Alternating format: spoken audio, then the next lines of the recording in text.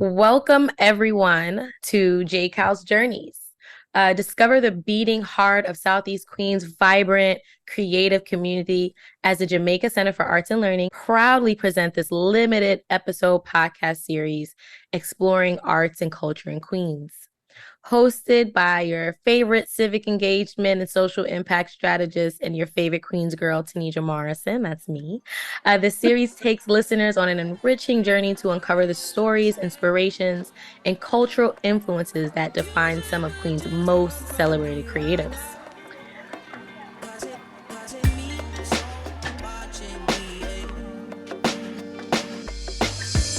Brenda Jones is the curator for Jamaica Center for Arts and Learning's live play series, Meet the Playwright, which concentrates on the development of local and early career playwrights from New York City. Brenda, welcome.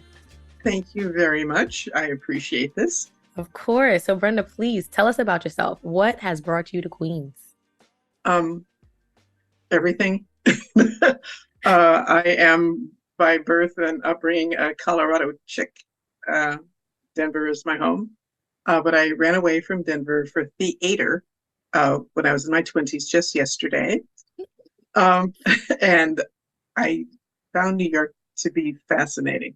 There is so much in New York. You just kind of go and just like, we'll do this. No, we'll do this. We'll meet these people, those languages. There's such a amalgamation of everything that's in the country and halfway in the world, all in one city. And so after I got finished with school, I stayed. So I was attending American Academy of Dramatic Arts. And when I was finished with that, then it became, okay, I'm going to go out there and audition and take the world by storm. And although I love theater, clearly I'm back at it. It was still a matter of, I came, it conquered, let's move on. And so I went into advertising and marketing, working for Channel 11 WPIX TV for a decade. Oh my God, can I say that? When you're working in media sales, you're having to pitch your particular medium, be it TV or radio or a magazine or whatever, to a potential client. If that's not acting, I don't know what is. It wasn't that far off for me. And so I really, really enjoy doing that. But life progresses and you become a patron of the theater. You go to the theater and you see different plays on Broadway and off-Broadway and off-Broadway and et cetera. But I didn't miss it at all. Time progresses. I become older. And I walked away from media. I actually moved away from New York. I went back to Colorado. And here I am again, back in New York. That's amazing. I don't think a lot of people would correlate what you're doing in media and advertising as acting, though it is, right? And though it has those parts. What was the thing that led you back? I heard you just talk about going to theaters. Like, what was the thing that led you back to the theater world to make this type of impact you're making? Oddly enough, it didn't have anything initially to do with theater at all. Is my brother's an author, my younger brother. And so he goes, you need to help me with this book. And I said, yeah, okay, whatever. So I helped him edit his book. And then it was a matter of getting it out there and doing self-publishing and then doing the readings, where you're going to do readings at. And in its own way, I wound up talking to the same people in theater. And that's actually where I actually discovered, per se, Jamaica Performing Arts Center and Jamaica Center for Arts and Learning, because they're all one, because we had set up readings for, I can't believe life does certain things that it should have been like a prelude to what I was going to do right now. We started reaching out to other new authors who were doing the self-publishing, because if you're not Barnes & Noble, what do you do? So we started doing readings over at JPAC. We would do it, I think it was called second Saturdays, the second Saturday of every month. We do a reading. So it's maybe about 35, 40 people. We'd have 2 or 3 different authors. They'd talk to the people. They'd tell their books. This is what we did, blah, blah, blah. And so I said, you know what, it's time for me to hit Colorado. And then I left it. And then COVID hit maybe 2 months later and shut down New York. And then, of course, the rest of the country and then the rest of the world. But it was really starting with my brother's book and meeting the people and saying, okay, we're going to do a bookstore, we're going to do a theater, we're going to do this, doing that. My brother started doing background, which is extra for everybody else, but you're doing background in TV shows, of which there are quite a few that are shot in New York. Well, I studied theater and he did not, so I'm kind of coaching him at home. do this. This is the script. Look for this, look for your character. And so I was working with him, and we went down to Theater of the New City, which is downtown Manhattan over on the east side. And I started getting involved with some of their productions and doing little small original works again. I love it. If you can do Hello Dolly, that's wonderful, but that's not where I live. I live in, let's break this new guy. Break out this new woman. Let's break out this new play. It's fantastic. It's like having your hands in the middle of chocolate. And so it's like starting with the book, I wound up back in theater. So there's logic in there somewhere. When you find it, let me know. Become an official JCAL member for just $100 a year for free creative workshops, seminars, and enrichment opportunities year-round. Members also get 20% discounted access to our full lineup of classes and workshops.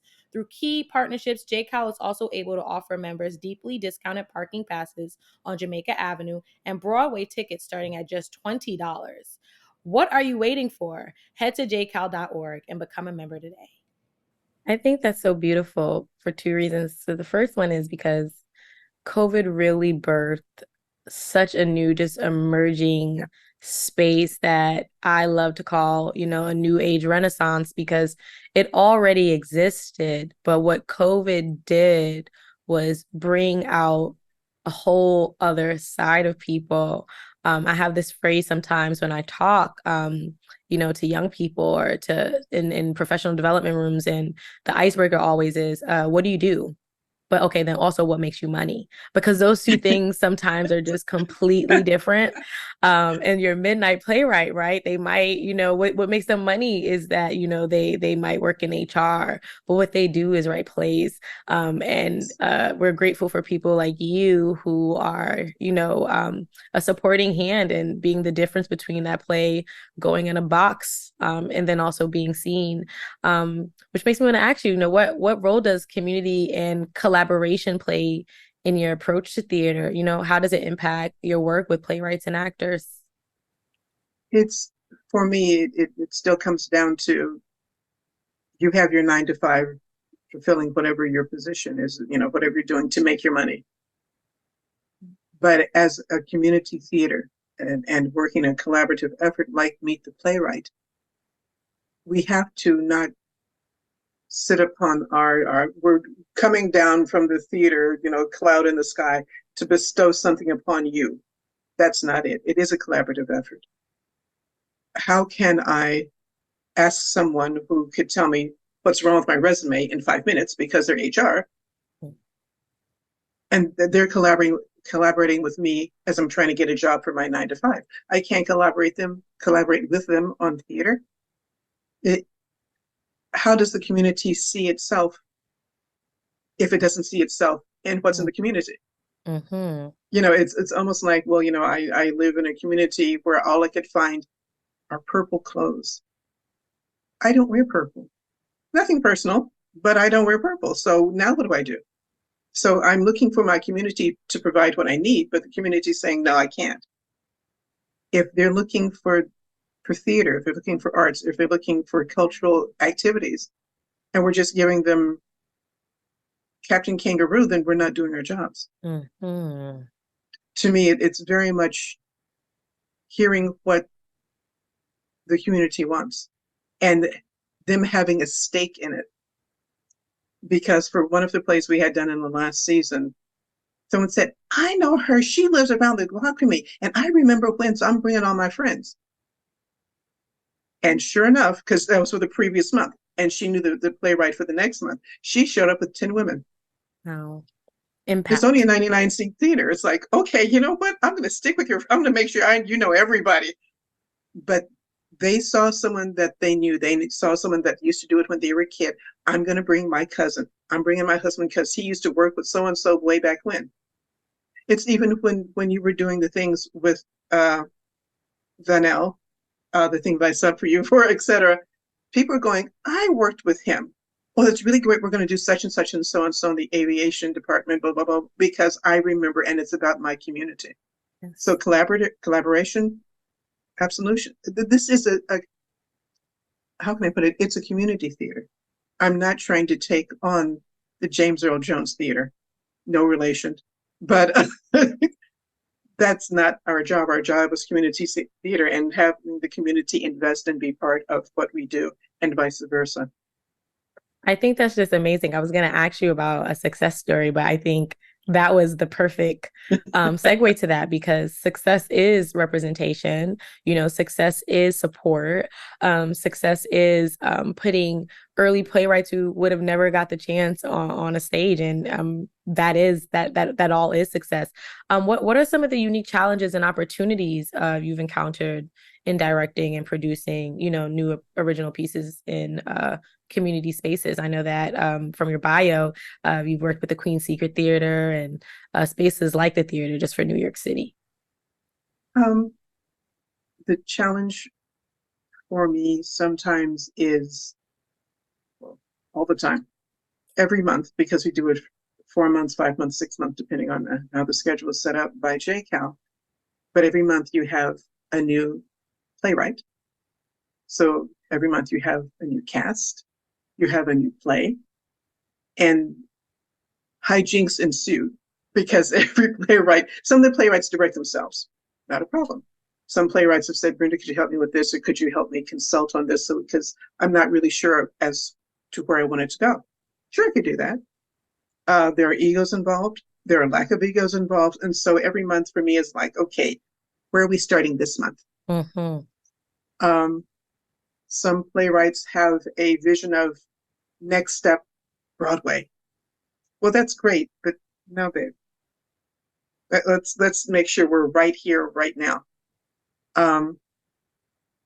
You have fantastic actors because this is New York. Let's be for real. And so you have actors who are waiting to jump on it, and sometimes the playwrights aren't ready, or sometimes the playwrights are ready and the actors are like, eh. So every month represents a whole new game, even though it's hypothetically you're playing baseball every month, but there's a new team every month. So you have to adjust to what you're being given every month. And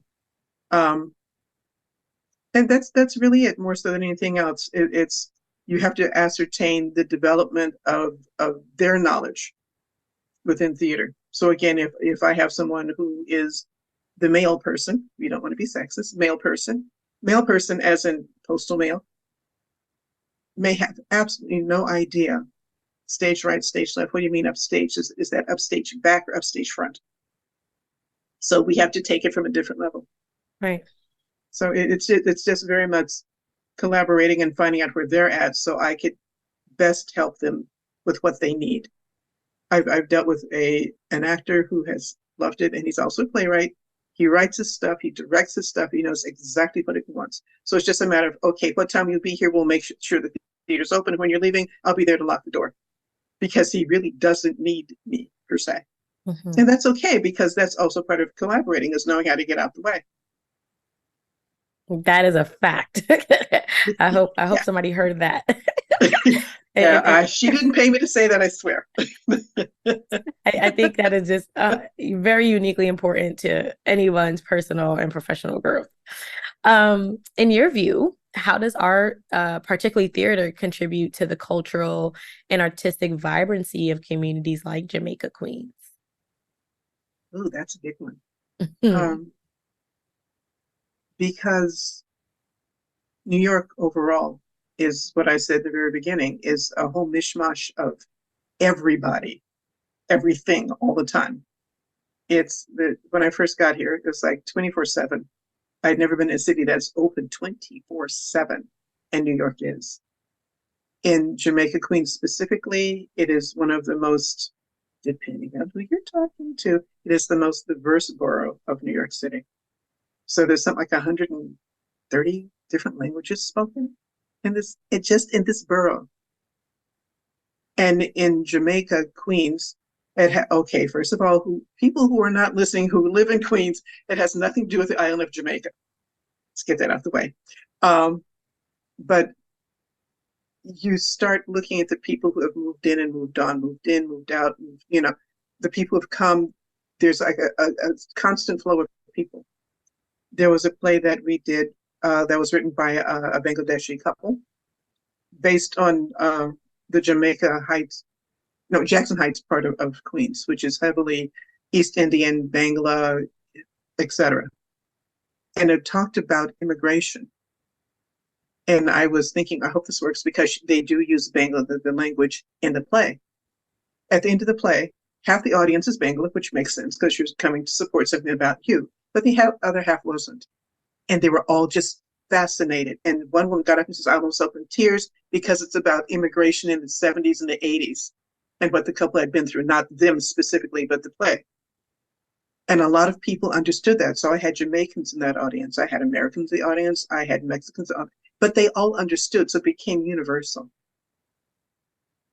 And that's what I found amazing is that it was the story. It wasn't what it was spoken in. There's some parts that I don't speak Bangla, go Finnish, figure it, but it made sense because I understood what they went through. And so they've been to our theater twice, two different plays, because people understood what the message was. Because Jamaica Queens is so full of who's here next, as well as the residual of who just left, it's always a churn. It's always a churn. It's, for me, because I grew up in Colorado, I was very used to Mexican food. Taco Bell does not qualify, nothing personal Taco Bell, but that's chain food. But now there's an influx of Mexican immigrants into New York, which I didn't expect. Now you actually find Mexican food that I know, like real Mexican food. Mm-hmm. When I first moved here, I had no idea there was a West Indian cuisine. Because when you're landlocked in the middle of Colorado, in the middle of the country, literally, there's very few West Indians. So knowing what a roti is, what, a who? For me, it looked like a huge burrito because my center was Mexican food. Yes. So how do you not get that? You know? So to me, being in Jamaica Queens, especially, is like, it is delightful to see the mishmash of the cultures. So you listen to, I was reading a menu for a restaurant whose name I will leave out. They were speaking of soul food, which everybody associates with African American Southern food as soul food. Mm-hmm. And they were speaking of, was it crab? I'm thinking, okay. But they're also talking about stewed chicken. And I thought, not exactly. Chicken stew is American. Stewed chicken is West Indian. Mm-hmm. And it is a completely different thing. It's true. And so the more I looked at the menu, it was clearly they were West Indian soul food. It's like, okay, we need to write them and say, take out soul food because that's not right. But again, in Jamaica Queens, yes, it is. It's a So fusion. it's absolutely fusion. It's You know, all it's fusion here. always. And so you kind of get used to it. So you go to a party and I'm looking for American soul music, which has a bunch of calypso in the background. And I'm like, okay. But you get used to that. It's when I actually go back to Colorado, if I'm in California, whatever, it's not there. And I almost miss it now because now I've accepted that fusion of America as the norm.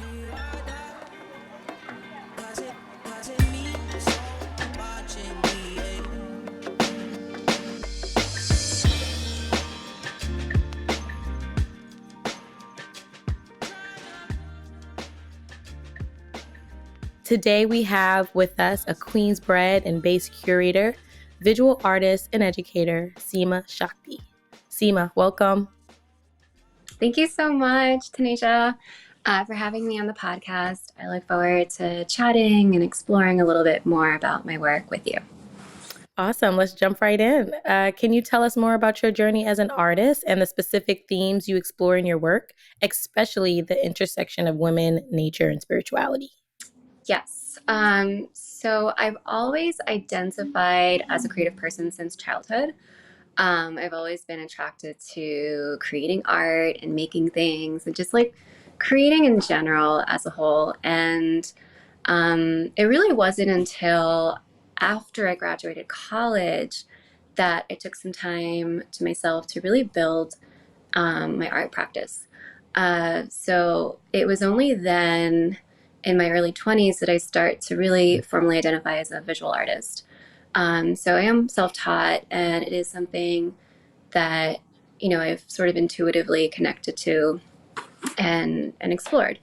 So in terms of my themes, I identify as a woman of color, and that's the subject I know best. And so that is, I explore my identity through my work and uplift my identity through my work. So you'll see there's a lot of nature um, kind of in my work, and just naturally a part of my work. And I think there's just so much deep connection between women and nature, and this like alignment and attunement, and we are nature. We really are nature. We experience cycles just like nature does.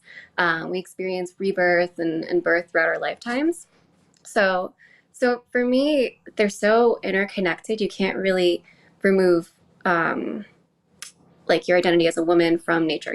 I think the two kind of have such a deep seated relationship in tandem with one another. And my work is a spiritual practice. I consider the act of creating art to be a meditation.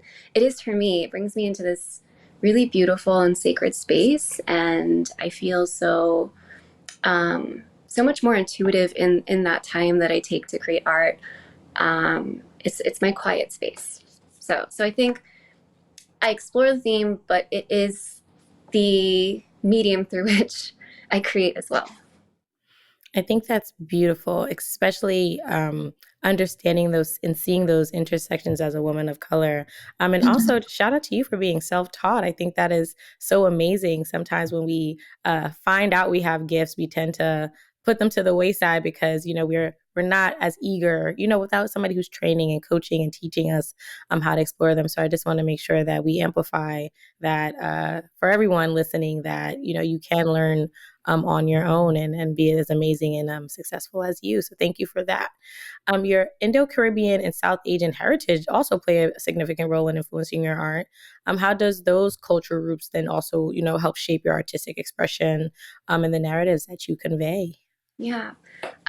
Yeah. So I think the loudest expression of my heritage is the vibrant colors that I use. I use very vibrant colors, and I think that's one of the most noticeable aspects of my culture. My mom is from Guyana.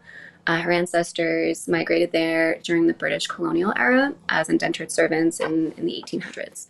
My father is from Pakistan, and like my ancestors lie within the Indian subcontinent and have moved to various places through migration over a long period of time. So I think one of the things that you'll notice about the culture of the Indian subcontinent is it's a very colorful and very vibrant culture, very visual culture. There's so many depictions. Some examples are even Pakistani truck art. You'll notice the trucks are very, very ornate, very colorful, lots of illustrations and decor. There's like carnival and other celebrations in Guyana. That's, a melting pot that I think also influences that part of my identity. So in many ways, I communicate that through color, through texture, through detailing of the designs. I'm really big on detailing. I love that. My brushstrokes are also wavy. It's just the way that I convey the energy of the divine feminine.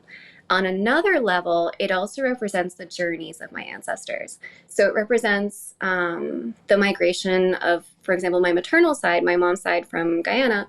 They migrated from India in the late 1800s. So that was like a months long ship journey on what they called Kalapani, which translates to black water, to from India to Guyana. That was like a 3 month journey at least. And so like the waves in many ways represent migration and the journeys that my ancestors took, and on both sides. But I think one way that it's very like visible is just like water as a medium through which they moved and created new lives. That is so beautiful. And I just really love the ode to who you are and continuing the journey and to figure out exactly where you're from and where you're going. It's really, really beautiful. Thank you for that.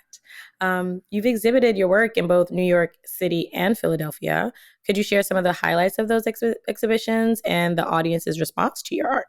Yeah, thank you for uplifting that. So Philly is specific, but it makes sense when I share a little bit more about Philly. When I was getting my master's degree, I was placed at the School District of Philadelphia for my mentorship experience. It was a 9 month long experience, and one of my colleagues was also an artist. And once she found out that I was an artist, she invited me to apply for their monthly exhibit they do. So that was a really beautiful experience. I exhibited at the school district's headquarters, which is like the Philly equivalent to the New York City Department of Education. And it was just really nice to be able to connect with people that I worked with through my artist identity, which they didn't get to see on a day to day. And it was nice to be able to engage. I love live engagement of about art, about my art, and just like hearing about the way it resonates with people, because it'll resonate and tap into someone's experience quite differently from person to person, because they're bringing their lived experiences into that moment of observing art and experiencing art. Similar with my New York City group exhibition experiences, it was just really nice. I had one more recently in the spring of this year, and it was just really nice being able to one, connect with other artists, but on another level, connect with people who may not identify as artists or creative people. To just be in that space, that really beautiful space of connection and meaning making, with one another. That's so beautiful.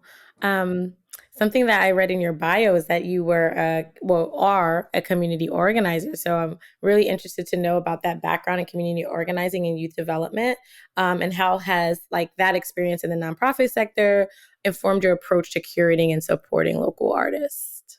Yes, my roots are in community organizing. Back in my early 20s, and I'm still in the nonprofit sector, and now work in the youth development space, serving youth from Queens, from all over the city, but we're based in Queens.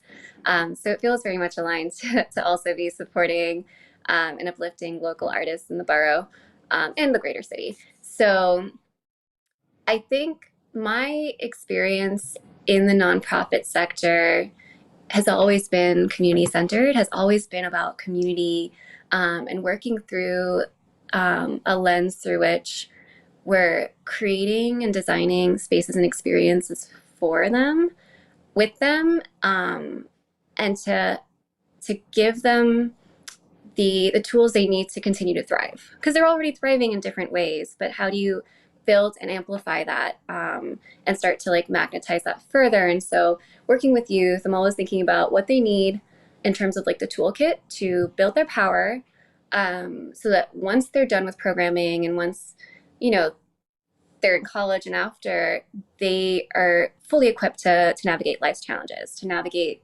the ups and downs, the ebbs and the flows. So I think curating comes as an extension of that work naturally. It's just about amplifying local artists and giving them a platform to allow them to really continue thriving through their art practice, but also having a physical and tangible space and experience to be in dialogue with one another, with other artists, with local institutions like JCAL, and then with the general public in a very accessible way.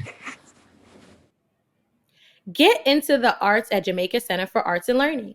Our mission is devoted to offering quality visual, performing, and literary arts and to providing accessible education programs to encourage participation in the arts. We present free events and festivals ranging from film to dance, theater, music, and more. On the visual artist side, we mount exhibitions, artist talks, and initiatives in our 2 galleries.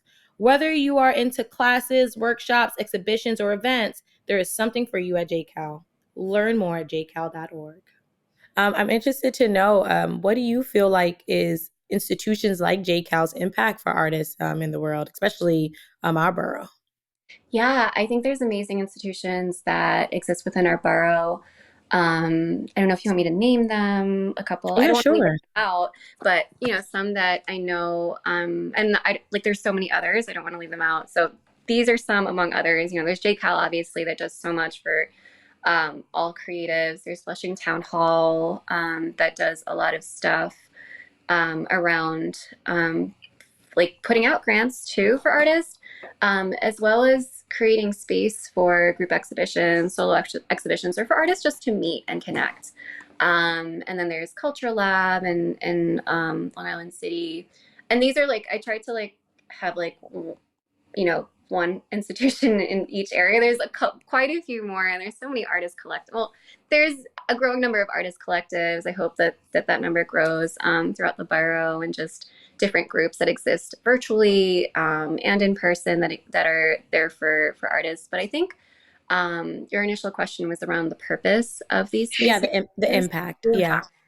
It allows artists. I've participated in or like connected with multiple spaces, and what I've gotten from it as an artist, which can reflect the impact, is some like a sense of um, sort of information sharing and feeling like a sense of wholeness that I like things that I might not have noticed was a gap in my practice, or like things that I should be doing that I wasn't doing. I found out through like information sessions that were hosted, or through meeting another artist who is doing something that they recommend. So like it's connection, it's networking. For one, it's the information sharing through like different workshops, for example. Some of these institutions do workshops for artists, do workshops on applying for grants, for example, on like entrepreneurship as an artist and what that looks like, but also like taking classes to lean into a new discipline. I did like an entrepreneurship series at Flushing Town Hall. I've also done taken a class at JCAL on just like clay, hand building, ceramics, and it allows you to deepen, like try out and deepen into your practice through trying out different disciplines, for one. But then these entrepreneurship series like allow you a space to just say you don't know certain things and just lean into it, and get information from others, but also give information for others. So this reflects a lot of what I was saying earlier. They kind of serve as hubs, and then Culture Lab I know is very open and receptive to group exhibits, and uplifting local artists. So I think, and there's so many more. I'm leaving out. I know I'm leaving out others, and I don't. I definitely want. There needs to be. I wish there was like a one like stop like Queens resource hub online where like you can just see what's going on in all of Queens. Maybe it does exist, but I haven't found one where like you get to see all of it at once. And I think the impact is really empowering artists and giving them the toolkit they need to really amplify their work, to build the administrative side of being an artist, which you don't really Yes. think about, the accounting side, but also the side where you're like, how do I continue to strengthen my work, my body of work? What are the areas that I need to work on a little bit more? To, well, like maybe you're working on a new series, like where can I show this series of work? So I think it gives you access to like even more resources being in these hubs and being a part of these hubs. Let me know if Great. you need more clarification. No. I think you answered the question, and I think it's just important for people to understand that, from even what I'm hearing you're saying, being an artist is one thing, but there's so many other parts of building up what your business, your brand, what you do, how you do it, your support, and all those things. And institutions like JCAL kind of help empower you in that way, and broaden the scope to build that foundational space you need to become even a better artist and better professional, better business person, better entrepreneur, and all those things in the middle. So you definitely answered the question. Awesome. Okay, so what projects or exhibitions can we look forward to from you in the near future? And how can the audience that's listening in engage with your work and contributions to the Queen's art scene? So I've been so busy over the past year, a little over a year, with multiple things, and I'm really excited to be taking a little bit of time to work on a new series of work. It's actually in theme with the Ancestral Nourishment exhibit. So Ancestral Nourishment is a theme I'm exploring, and it's been a while since I created, to be honest. It's hard, and I think quite transparently you're not always able to create um, every day, and so I think it's been hard balancing multiple amazing things I've been doing, but it's hard. It's not always easy, and so I'm going to take a little bit of time during the winter season to one hibernate a little bit, but to use that time to create, maybe to sketch, maybe not create, but like begin to plant the seeds of this series of work, which I'm very excited about. Um, I am also a part of a creative cohort, and we'll be leaning into stuff around that. And I can share more about what that looks like through social media because it's still being defined. So I won't share too much about that yet. Still being defined. I'll lean into that more early next year, which is coming up really fast. And then my newsletter, I have made a commitment to send out at least one newsletter a month. It has been difficult. I didn't send one out for over a year at one point, but since I think it was September, I was like, I'm going to send out one newsletter a month. And then social media, my Instagram at Seema Shakti is one way to just keep in the loop or connected with things I'm doing. Sometimes projects do pop up. Right now, I'm really hoping to lean into my own personal practice for a bit and just create. So I'll share updates on that. I love sharing updates on my newsletter on things that ways that people can engage with my art through different exhibits or public arts projects or whatever I'm doing. But also updates on how I'm doing and like maybe a little sneak peek or so of the work I'm working on. I love that. And also something I heard in there that I just want to make sure I amplify is rest. Okay, I think that's just really, really important. I don't think any of us can show up as creatives, as corporate, as professionals, as moms, as dads, as cousins, without some rest. So I think your hibernation is necessary. I think you deserve it. So if you didn't hear it anywhere else, you're hearing it here, to make sure that you're helping those creative juices flow. So I just want to, on behalf of JCAL, say thank you so much for lending us your time and giving all these amazing gems to the people of Queens. And we look forward to more from you, Seema. Thank you so much, Nisha. It was so nice to connect with you and to be in community with you today. I really, really appreciate your time and just having the space to talk. Oh, you too. Talk to you soon. Take care. Bye. Bye. If you're looking for an affordable, accessible way to grow as an artist, check out JCAL Arts classes. JCAL's Cornerstone year-round programs offer high-quality visual and performing art classes and workshops for youth, adults, families, and seniors. Classes include piano, painting, cartooning, animation, fashion design, ceramics, acting, and much more. Learn more about our classes at jcal.org.